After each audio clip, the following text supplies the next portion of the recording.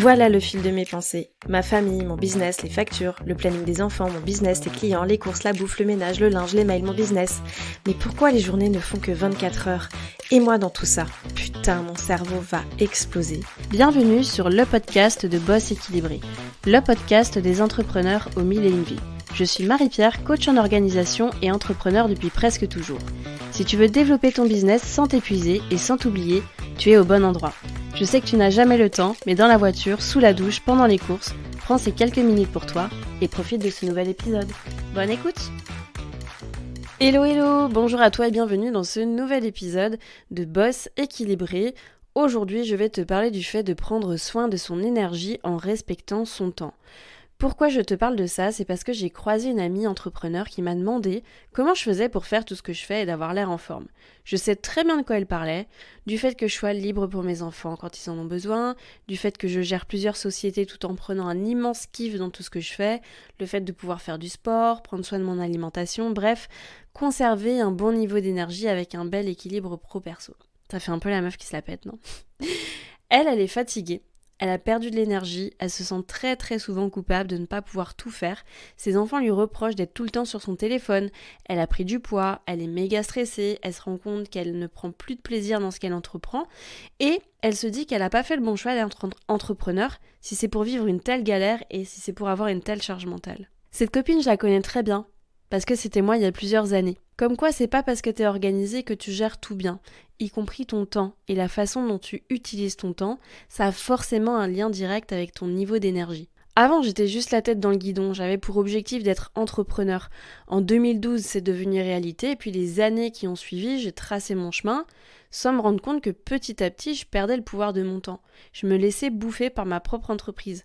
Il m'a fallu 2 énormes coups durs de la vie pour me rendre compte que c'était moi qui décidais. Et là, tout a changé. Attention, si tu cherches une baguette magique et que tu penses qu'à la fin de cet épisode, tu vas passer de la Marie-Pierre version épuisée à la Marie-Pierre version équilibrée, sorry, tu peux passer à un autre épisode, rien ne se fait tout seul. Il y a toujours une bonne partie d'introspection, de passage à l'action, on essaye, on ajuste, on valide, jusqu'à créer sa propre structure de vie en fait. Mais ça, j'ai envie de te dire, c'est comme tout dans la vie, et là-dessus, je suis désolée, je te vendrai pas du rêve en te disant que ça va se faire en 1 heure. Je te donne un scénario. Et franchement, c'était mon scénario avant. Je bosse jusqu'à 16h15, je récupère mes enfants dès la sortie de l'école parce que ça me donne bonne conscience. Je leur donne le goûter devant la télé, je retourne à mon ordi pour terminer ce que j'étais en train de faire. Ils m'interrompent 150 000 fois. Au début, je réponds, et puis après, je leur crie dessus en leur disant de se débrouiller tout seul. Évidemment, j'avance à rien dans ce que je fais. Je continue tant bien que mal, je laisse mon PC ouvert, je descends pour préparer le repas du soir. Le petit veut m'aider et je lui dis non parce que je me dis que ça ira plus vite si c'est moi qui le fais. Et en plus, ça va moins salir. Et en plus de ça, ils iront se coucher tôt. Comme ça, moi, je pourrais retourner bosser plus vite. Mais what the fuck, c'est vraiment une vie de merde. C'est pas du tout pour ça que j'ai signé, en fait. Et avec ou sans enfants, si tu te retrouves un peu dans cette situation, t'as la tête comme un citron pressé, que t'es irritable, que t'as l'impression de subir tes journées, tu te rappelles pas du jour où t'as pris du plaisir à faire quelque chose, t'arrives pas à déconnecter, c'est peut-être que t'es en perte d'énergie et que t'es en train là de te laisser bouffer par le propre rythme que tu t'imposes et les choix ou non-choix que tu fais. Je te donne quelques pistes pour retrouver ton énergie et si tu veux aller plus loin, je t'invite vraiment à suivre ma masterclass Time Power dans laquelle je t'explique comment reprendre le pouvoir sur ton temps et le lien sera en description de l'épisode. La première piste, c'est de prendre du temps pour toi, pour faire un point sur ta situation. Alors je sais, on considère souvent, et à tort d'ailleurs, qu'en productivité et en gestion du temps, le temps pour soi c'est un temps de perdu, mais non, pas du tout. Le temps perdu, c'est par exemple de bosser le soir avec ton PC sur les genoux devant un film histoire de dire que t'es là. Ou c'est de gratter de la vaisselle parce que t'as eu la flemme de la mettre à tremper avant. Alors qu'est-ce qui te pèse? Qu'est-ce que t'as envie d'améliorer? Quel est le point vraiment, quelle est la situation dans ta vie qui fait que t'as envie que ça change? La deuxième piste que je te propose, c'est de vraiment délimiter ton temps de travail et de te fixer des règles. Franchement, reprends ton planning, fais un propre audit de ton temps, peut-être traque ton temps, mais il y a toujours des choses à faire, il y a toujours des améliorations à avoir et encore une fois, c'est toi qui peux fixer tes propres règles. Je te donne un exemple, moi je ne travaille plus les mercredis, ou alors peu. Ça m'a mis vraiment énormément de temps avant de me dire une journée dans ta semaine, tu bosses pas. Est-ce que je gagne moins aujourd'hui? Non. Est-ce que j'adapte mon planning et mes projets en fonction? Oui. Est-ce que je suis heureuse de le faire? Carrément. Est-ce que mes enfants sont contents? Mais carrément. Je pense que si je m'étais laissée aller dans le flow du travail, etc., jamais j'aurais pris cette décision parce que en soi, t'as tout le temps des trucs à faire. Il y a tout le temps des nouvelles choses. Il y a tout le temps des pseudo-urgences. Il y a tout le temps des feux à éteindre. Mais si tu ne fixes pas tes propres règles, en fait, t'auras jamais de temps. C'est comme de travailler tous les week-ends, de travailler le soir. Ça, en fait, c'est toi qui l'as décidé. Est-ce que ton business pourrait continuer de tourner en faisant différemment? Certainement que oui. Et pourquoi? Parce que quelque part, ça t'oblige en fait à cibler tes priorités. Qu'est-ce qui va avoir un retour sur investissement directement? Et ça implique une petite mécanique. Pareil, autre action que tu peux faire, ça va être de délimiter l'utilisation en fait de tes outils. Et quand je parle d'outils, là je pense notamment à ton ordinateur, à ton téléphone. En fait, l'hyperconnectivité nous fait croire qu'on doit être tout le temps dispo. C'est faux. C'est archi faux. C'est pas parce que tu vas pas répondre à tes messages privés tout de suite que tu vas perdre la confiance des gens qui te suivent. C'est pas parce que t'as pas répondu tout de suite maintenant à un client qui t'a envoyé un message à 21h30 que il va pas revenir vers toi. Faut vraiment se sortir ça de la tête. Parce que l'hyperconnectivité, ça nous fait vraiment perdre notre temps et ça nous bouffe notre énergie. C'est vraiment hyper important que tu chérisses ton temps libre. C'est vraiment une ressource précieuse. Toute l'énergie, moi, que je mets dans mon organisation professionnelle, c'est pour ça. C'est pour arriver à la liberté, c'est pour arriver à l'autonomie. Et vraiment, le fait de ne pas compter son temps perso, de ne pas se dire je vais pas avoir suffisamment de temps pour faire à manger avec mes enfants, je vais pas avoir suffisamment de temps pour sortir avec mes potes vendredi soir, etc. parce que j'ai ça à faire. Non, en fait.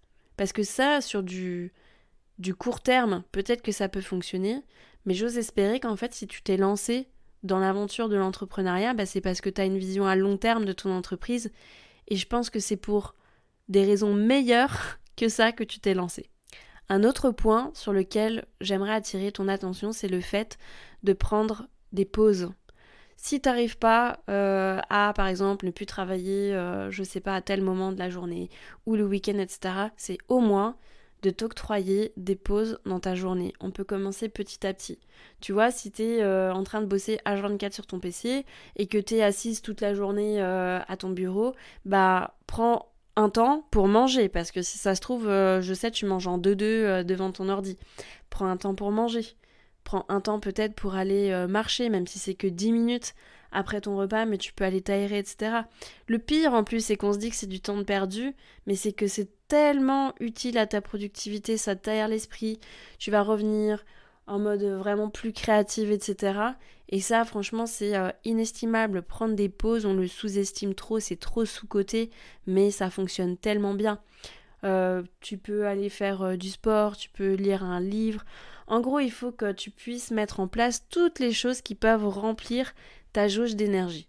Parce que concrètement, je sais que ce que je vais te dire va te faire écho, mais il n'y a personne qui va faire tout ça à ta place. Il n'y a personne qui va se réorganiser à ta place. Il n'y a personne qui va te donner un planning clé en main, tu vois, pour que tu saches mieux gérer ton temps, etc. Et que tu aies un équilibre parfait entre ta vie pro et ta vie perso. Il n'y a personne qui va prendre soin de ta santé, de ton équilibre mental et physique à ta place. Et franchement, si t'es pas bien toi, tu vas jamais être bien dans ton business. Le pire, c'est que tu le sais. Et si t'es pas bien toi, ton business, à terme, ça va pas fonctionner. Tu vas pas réussir à avoir suffisamment d'énergie pour tout mener de front, en tout cas, pour que ça dure. Et il n'y a rien de pire, en fait, que d'être dans une dynamique où tu es à contre-courant et tu essayes tant bien que mal de faire les choses alors que tu sais que tu es fatigué, tu sais que tu es épuisé, tu sais que, en termes d'énergie, tu es au plus bas, mais tu fais quand même parce que tu te dis que tu n'as pas le choix. En fait, dans ces cas-là, il vaut mieux se stopper, prendre un temps pour soi, passer à la première étape où je te dis vraiment de tâcher de prendre du temps pour toi et faire un point sur la situation et de voir quelles sont les actions que tu peux mettre en place pour vraiment rétablir cet équilibre, pour retrouver de la liberté, pour retrouver de l'énergie et pour tout simplement retrouver du kiff dans tout ce que tu fais. J'espère vraiment de tout cœur que cet épisode t'a parlé et qu'il te donne des belles perspectives, que si tu te sens vraiment au bout du roule, dis-toi que voilà, c'est passager. En fait, il y a une situation à ça et la situation, il y a non. En fait, dis-toi que si t'es au bout du roule, là, si t'écoutes cet épisode, dis-toi qu'il y a une solution. Il y a une solution à ça, c'est momentané, c'est passager, et la solution, c'est toi qui l'as. C'est toi qui vas trouver en tout cas les actions que tu veux, que tu peux mettre en place. Commence petit à petit, supprime tout ce qui te bouffe de l'énergie, apprends à dire non aux sollicitations qui te bouffent pareil de l'énergie.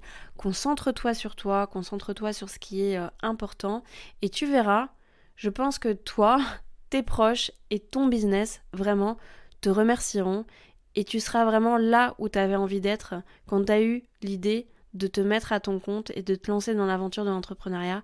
L'idée, c'était certainement d'être libre. Et être libre, c'est d'avoir la pleine maîtrise de son temps. C'est déjà la fin de cet épisode, merci d'avoir écouté jusqu'au bout. Si ce podcast t'a plu, je t'invite à lui mettre une note et un commentaire sur la plateforme d'écoute que tu utilises.